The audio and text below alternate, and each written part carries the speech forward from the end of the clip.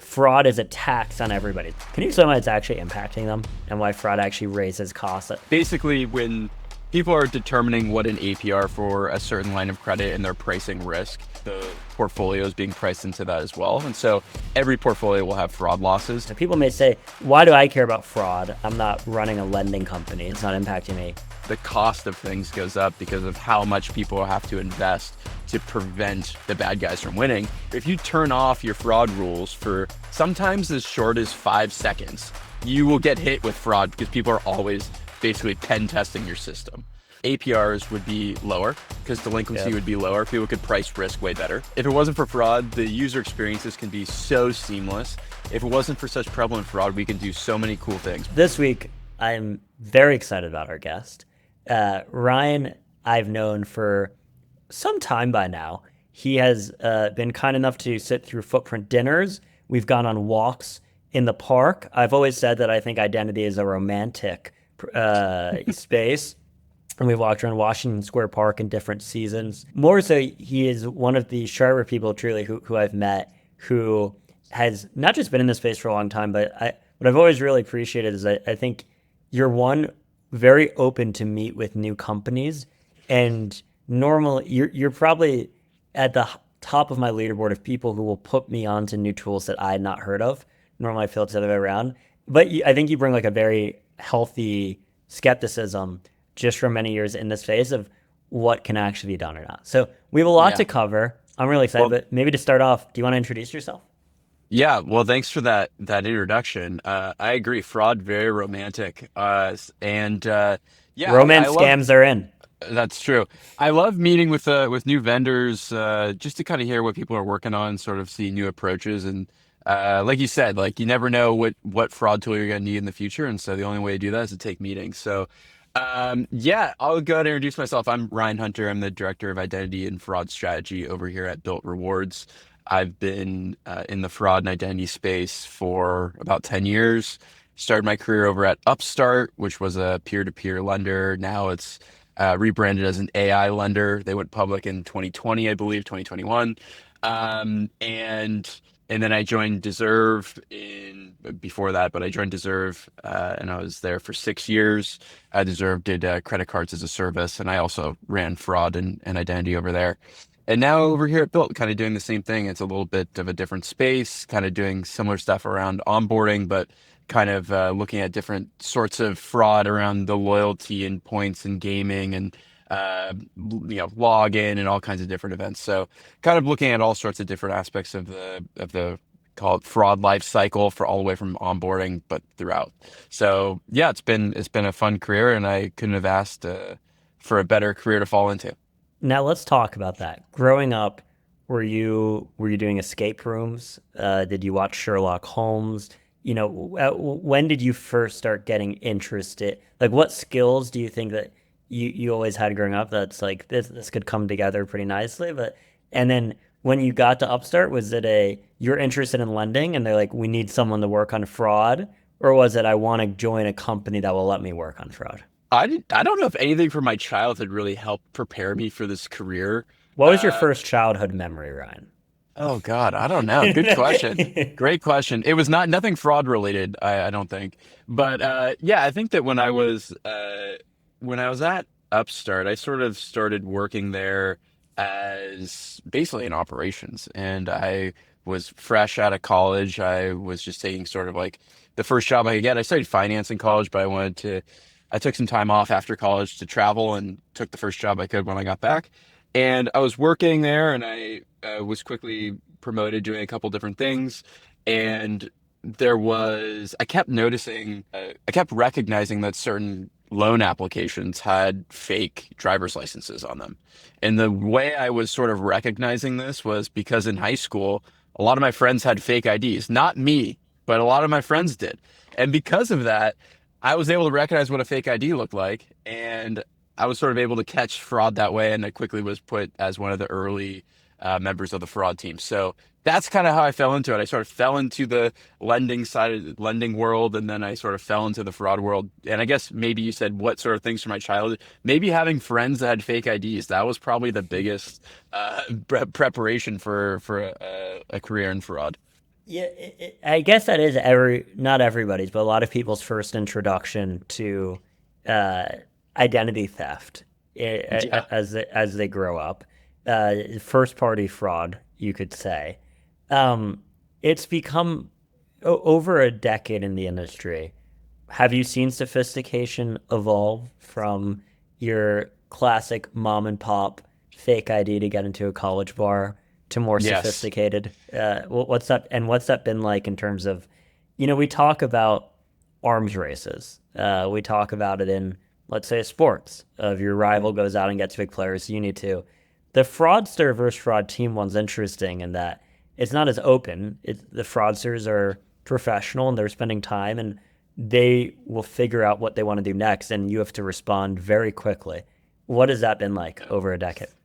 I feel like when I first started, the fraud schemes have gotten way more sophisticated with time. And so you used to see stuff, and some of these fraud vendors still have similar things where it's like, oh, if you flag the IP for a VPN, that's like high risk. It's like I haven't seen a fraud ring using a VPN that registers a VPN on an IP address in years, right? The fraud rings are all using super sophisticated, residential proxies and sophisticated networks like that. So they're hiding their true IPs and you can't really tell where they're coming from. So I think that things have gotten way more sophisticated with time. Back in the day, it was all third party fraud when I first started. Very little, synthetic identity fraud. And then it sort of shifted when I started. Maybe that was 2016 or so, 2017, when I started noticing synthetic identity fraud. I'm sure it existed before then, but that's really when I started noticing it. And and then of course vendors came into the space to sort of solve that problem. And you don't see very much synthetic identity fraud, at least being a problem anymore in the lending space. Primarily, I mean, most people, there's ECBSV, there's really good vendors that can help you, stop synthetic identity fraud.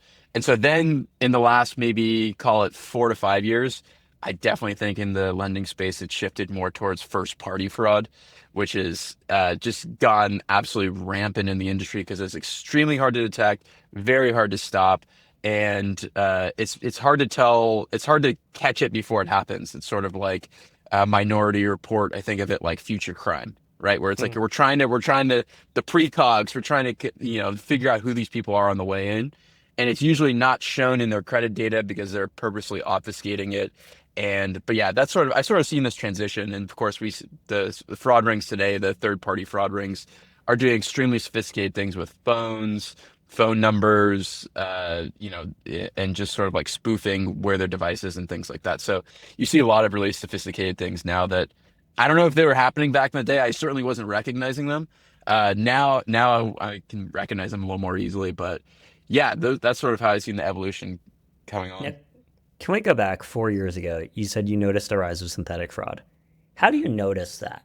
Because it is that, you go back and you look at the people who committed fraud and you say, we reached out for more information. They couldn't provide a driver's license. Synthetic fraud, for those who don't know, it's essentially me taking some of my actual information and then Ryan's social security number, made up social security number, creating an account somewhere, nurturing that into the bureaus. There are now tools, like you said, that do some pretty interesting math to figure out what's synthetic. But how do you, as someone on a team, look at your fraud and say, oh, this is synthetic?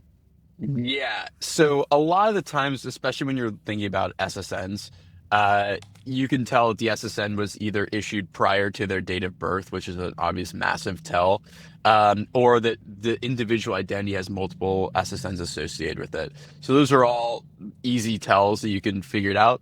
But of course, in 2011, the SSA started randomizing social security numbers. So when you start seeing randomizing social security numbers, it means one of two things. It means they either got their SSN issued after 2011, which means they're probably a recent immigrant or something like that, or on the flip side, it could be that the individual is using this randomized social security number to try and get credit. And so that's really in 2011 is when you saw synthetic identity fraud really start.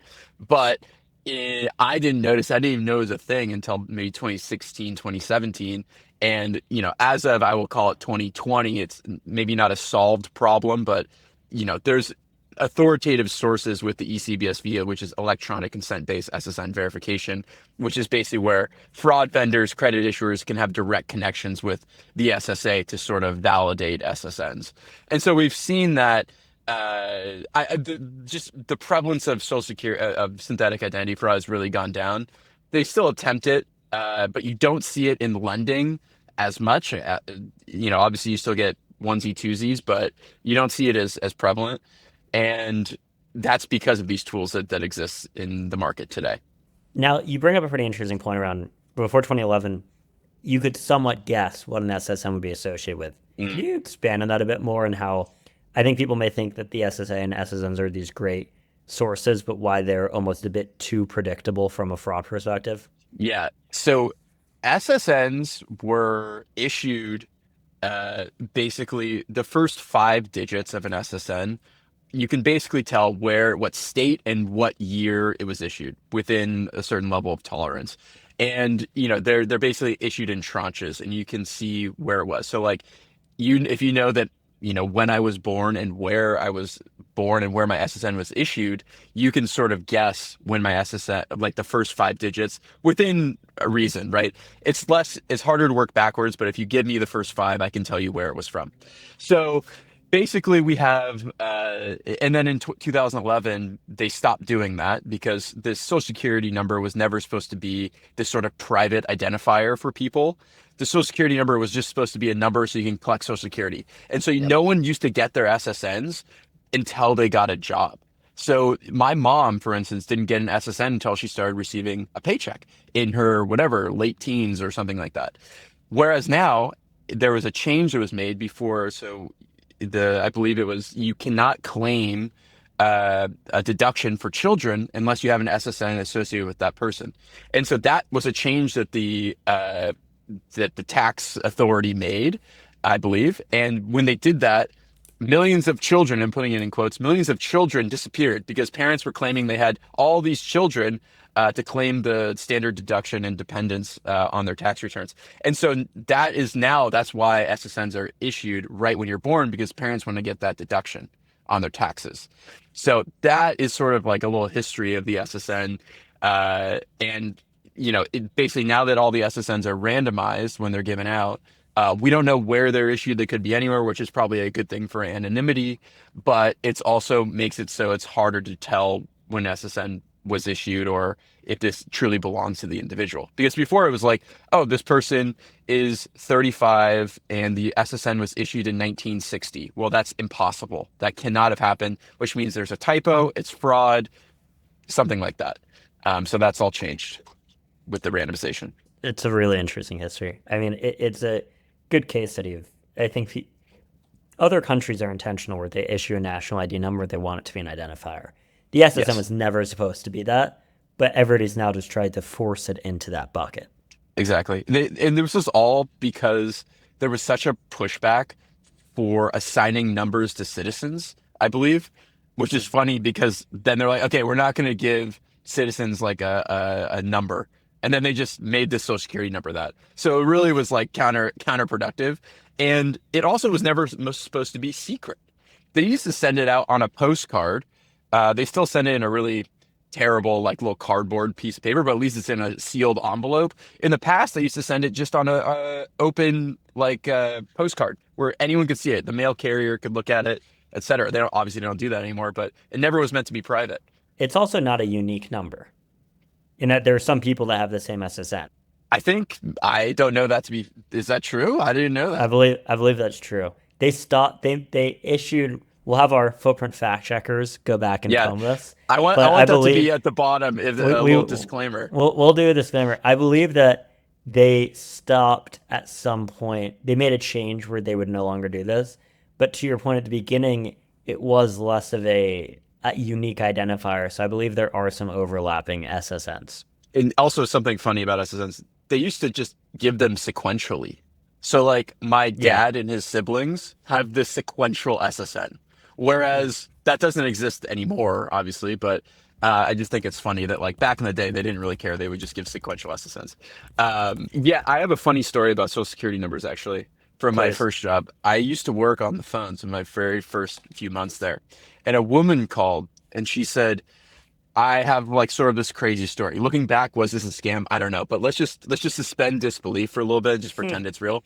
That she wasn't trying to scam me. She said, I have been a victim of fraud. My social security number was leaked. It was leaked all over the country. I had hundreds of credit applications taken out of my name, thousands of attempts. She said, I froze my credit, it would get unfrozen. People got married under my SSN. They Hmm. filed taxes with my SSN. She said it was so bad that I have petitioned, I think it was her senator or something crazy. I petitioned my senator and he had to petition the Social Security Administration to reissue my SSN, to get a brand new SSN. So she said, I have credit history associated with this SSN and I have no credit history associated with this new SSN. Is it a real story? I don't know, but I think it's a very interesting one where you can get Yeah. a reissued social security number, perhaps. Now, and the footprint fact checkers have gone back to me. Okay. And it so before 1972, they were manually SSNs were manually issued. So there were a couple thousand that were duplicately issued due to clerical errors. Oh, I love Once it. they went to a computerized system in 1972, they no longer have this issue.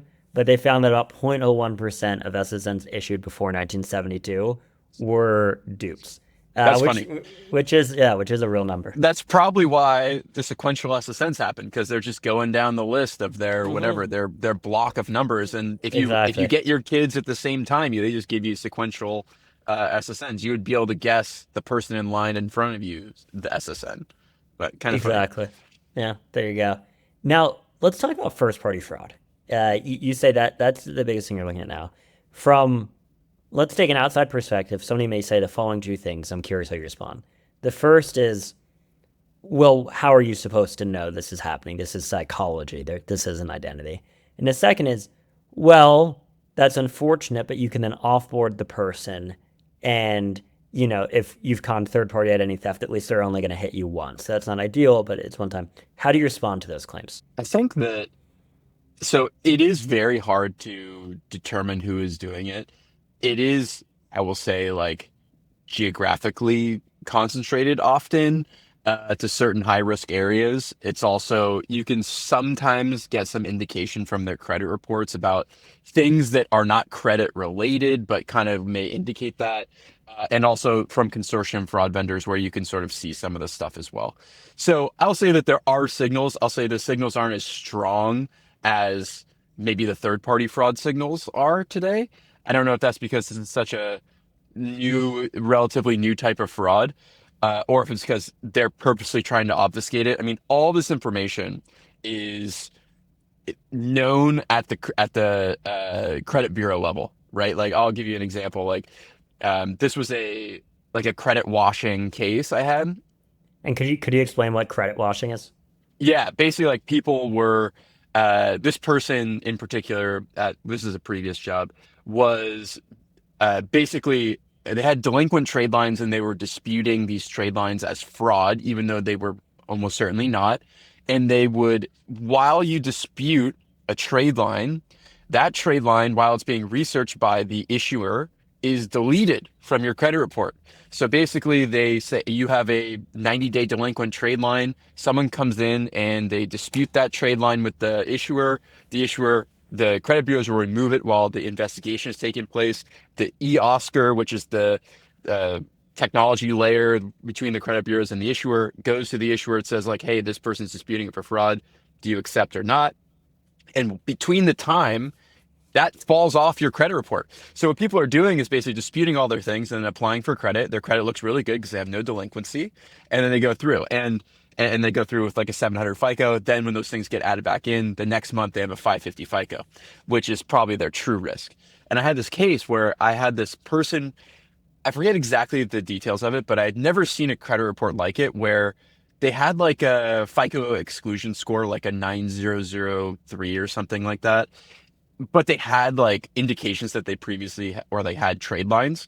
And I called a friend at a credit bureau, and the guy at the credit bureau was like, "Look, I'm gonna tell you something off the record. I'm not going to say which credit bureau this was, nor which friend. I'm going to tell you something off the record. You should not lend to this guy. He has disputed every single trade line he's ever been given over the last Hmm. 25 years. He's never kept a trade line. None of it's fraud. They're all falling off. He's probably litigious, like suing the issuer or whatever, Hmm. threatening whatever. He's like, you should definitely not lend to this guy. Won't say what we did with that one, but that was a previous job. And that was just kind of an interesting case where uh, the bureaus can see all the disputed and deleted trades, Yeah. but the issuers cannot for good reason, right? Like that's a protection for customers where like if someone steals your identity, you can delete that and it won't impact you on a go forward. It's meant to be good, but it's Yep. being abused by first party fraudsters to delete and manipulate their credit profiles to sort of get access to credit. And on a larger scale, it's like, you know, these bust out fraud rings where they're just getting credit with no intent to pay back. And they have very strong credit profiles. They typically will get very high credit lines, and then they'll just first party or first payment default without ever even looking to pay the line. So we see that a lot. I used to see that a lot. And again, like we don't do that kind of stuff. Is we have a Yeah. co-brand with Wells. It's not really my neck of the woods anymore, but that's what I used to see a lot of at my last job. Now you bring up an interesting point around things that are well intentioned and taken advantage of by Mhm. fraudsters. I feel as a result, we often, when we think about building product, have to do the inverse. One example I'll give is we often have customers say, "Hey, people are fat fingering an SSN. Why can't you tell them that like it's off by one?" And we say, Yeah, "Well, there are definitely a lot of people that's good for, but like there are people who would abuse that and figure out, oh, I'm one away from getting somebody's identity." So we have yeah. to build a worse experience for fraudsters as a result. How much do you think about those trade-offs? Oh my God. I was just laughing about how I would just use that to enumerate or you could enumerate someone's SSN pretty easily. But yeah, Yeah. it's very unfortunate because if there wasn't fraud, lending credit APRs would be lower because delinquency Yep. would be lower. People could price risk way better. If it wasn't for fraud, the user experiences can be so seamless. If it wasn't for such prevalent fraud, we can do so many cool things. But because of fraud, you have to, exactly to your point, you have to design experiences that sometimes just don't make a lot of sense. Where it's like, why can't I just update my name? Why can't I just update my phone number? Like, why can't I just update my email? Why do I have to do this? Why is there any friction involved with doing something, right? Why can't I just, make a payment this in this fashion? It's like you have to design these safeguards because of these bad actors. So unfortunately, for the user experience and probably the APRs, fraud makes it a worse experience. But perhaps maybe for you and me, Eli, maybe it's okay that fraudsters exist, or else you maybe wouldn't have I wouldn't have a career certainly, if it wasn't for the fraudsters. No, that's true. Without KYC, I'd be a very lonely man. Yeah, it's a good point. I think that you know you let's maybe suspend disbelief for a second and say we eliminate fraud and we get to have a nice ceremony for it. What becomes better? Give me because you bring up this good example of things become cheaper, right? Like you could argue that fraud is a tax on everybody. So people may say, why do I care about fraud? I don't commit fraud and I'm not running a lending company, so it's not impacting me. Can you explain why it's actually impacting them and why fraud actually raises costs?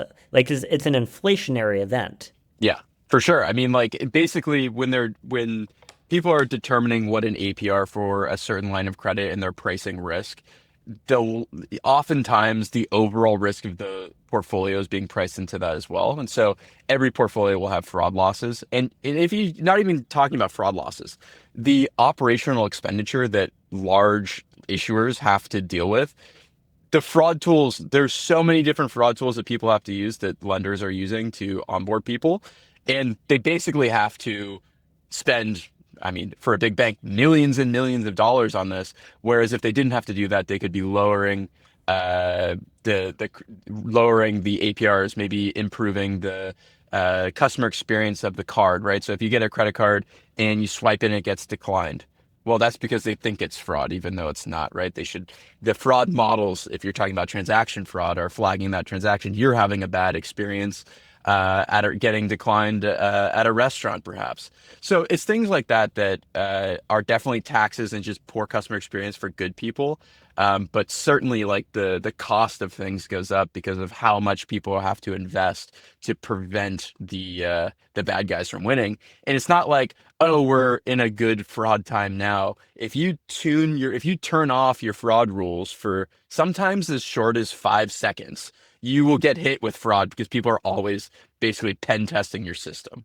So it's one of those things where, uh, yeah, we like you can't switch off the fraud rules and things like that. So it's always on. Yeah. Uh, Ryan, we're going to try something new today. We want to play a bit of a game Okay. as we get to the end here. So we have a bit of a twist of a classic game that has a kind of abbreviation of letters. We call this one pass manual review or fail. Okay. So I'm going to give you a couple scenarios, and I want you to tell us, which ones you find the most interesting, which ones you'd be on the lookout for. So the first Okay. is uh, phishing texts. So there was a big Reddit thread this week on Robinhood texts and people getting texts for kind of that those people were getting that. The Hmm. second that I want to go for is you brought up like changing your phone number, so account recovery scams Hmm. and kind of people leveraging that. And then the third, let's do mule accounts. That's like a people like throwing out the term. It sounds fancy. So on you give me pass, manual review, and fail. And this is not you doing that, but it's more so you saying kind of what are the ones that you think people need a lot more controls on versus what are some that maybe bit out of the purview. Okay. So the phishing, what we had phishing scam text, Phishing texts, account recovery account fraud, recovery, and then mule accounts. mule accounts. I think mule accounts, there needs to be more Okay. stuff around mule accounts. I think that's a big thing that's happening where I think, especially in like DDA account opening, like demand deposit account opening, like regular checking accounts, I think there's actually a significant amount, a ton of fraud that people are opening. I remember seeing legitimate good bank accounts, bank statements from all the big guys, and the underlying identity of that individual was completely fake. The ID was completely fake.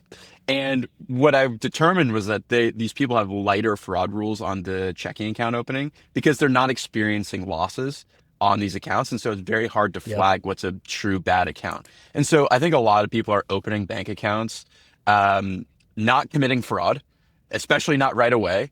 It's in this person's name. Maybe there's even money in it. I've seen these people put some cash in it, and then they're cycling money and doing very bad things with that account in someone else's name. So I think that mule accounts is something that probably people need to look at more. The phishing text is, I mean, this is just a difficult problem to solve. I don't exactly know because it's like whack-a-mole, right? It's like, how many times have you received the toll text, right? And that's just the toll text. If you like, or the Coinbase text or the Robinhood text or whatever. I don't even have a Coinbase account. You know what I mean? And it's like, but you can imagine if you did, Yeah. how frightening that would be. And I know that individuals who do have this, they're like, oh shit, my Coinbase, I got a new account login alert. And it's like, yeah, that's from like a plus whatever, like +44, like 19-digit phone number. Like that's not legit. You don't have to worry about it. But I think that's a hard problem to solve. I don't know what the pass, fail, or manual review. I would say that that's maybe pass. We don't have to do very much on it. Is that the right Okay. response? Yeah. Sure. Okay. And it's a made up game that we're trying to rock with. So we appreciate you even Okay. attempting the categories. Okay, good. I never got the rules before this, but I'm learning them Yay. on the fly. Uh, and the last one was what? The Account recovery account fraud. recovery. Because you brought up earlier that people say, why can't I just change my phone number? And the reason Yeah. is that's a pretty sneaky way to get an account. And like that's how people take over your account too, right? Where it's Yeah. like if you somehow have some sort of compromise, your second factor is often your phone number. And so if they can somehow change the phone number, then they have access to the underlying account.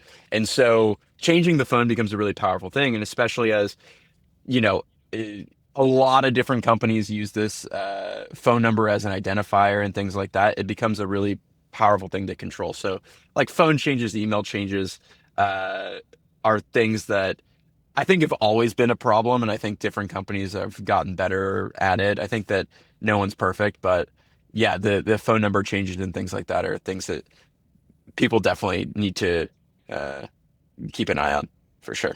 Now, as we get to the end here, we've spoken about a lot of difficult things of working in the industry.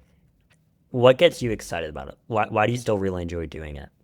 I think it is the most interesting career I could have fallen into in the sense that it is such a, cat and mouse game with the fraudsters that I find to be extremely exciting. And it's trying to unpack how a fraudster is taking advantage of your system. What are the gaps? It's very fun because it's hard to see it before it happens because the level of sophistication some of these fraud schemes have are it's multiple levels where it's not just a very simple failure that like you failed to recognize. It's like they compromised this at the carrier level. They did like some sort of you know um, scam on someone else, and they did some social engineering on them, and then they got access to this account, and then they opened a mule account. And he's like untangling the web is really fun, and I find that kind of trying to keep up with all the new techniques is something that I find to be extremely fun. Um, and it's been a great learning experience for me too, where it's a mix of it's technical enough where I am learning something new every day. I learned a lot about devices and IPs and how the phone works, how the telcos operate, how all these different things work. But I'm also not writing code all day, so it's Yeah. kind of a nice blend between the two, where it's you have to learn a lot of technical things, but you also don't have to have a computer science degree. It's What awesome. about you? Yeah, I'm gonna flip the script. What do you like about Yeah. fraud? I think the thing that I start with is that I find it very unacceptable for us to let it exist.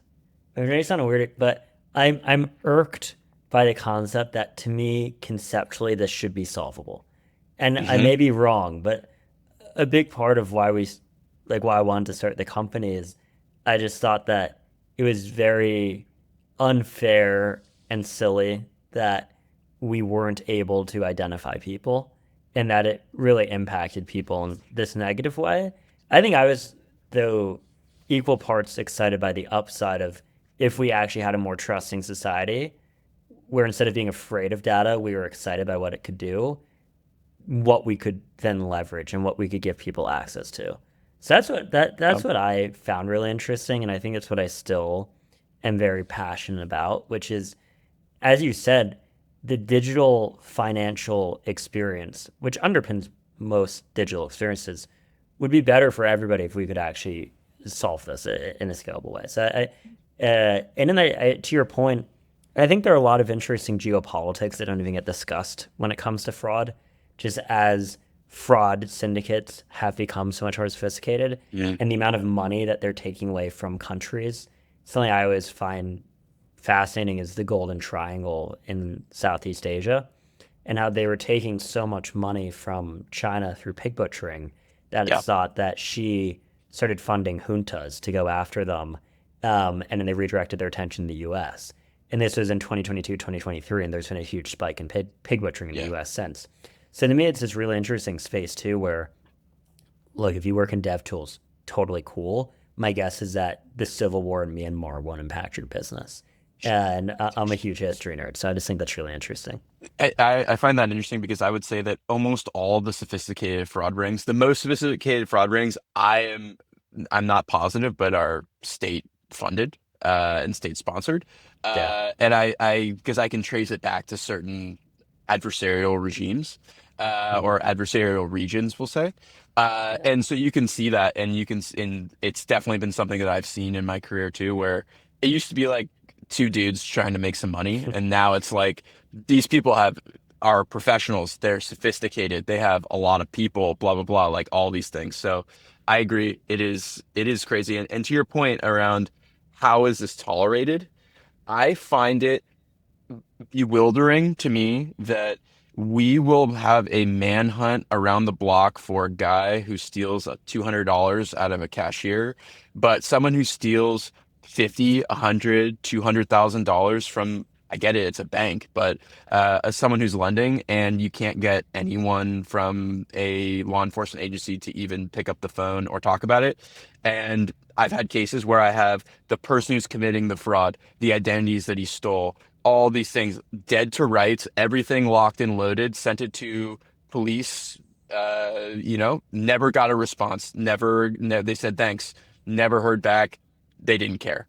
And it seems, it's very frustrating to me that that is where we're at, where Yeah. it should be something that people care about, where this is where crime is. The crime is not guys stealing TVs anymore. It's guys stealing money from banks, fintechs, and these different companies, e-commerce fraud, all this stuff. That's where the crime is, right? It's not like guys robbing banks anymore, although I'm sure that still happens. But No, I love the passion. We completely agree. And it's a good way to end that if you're a company and you want to make sure that people know that you care about crime, you can sponsor the Risk and Reason podcast because there's no better way to show that you care than by getting that ad read.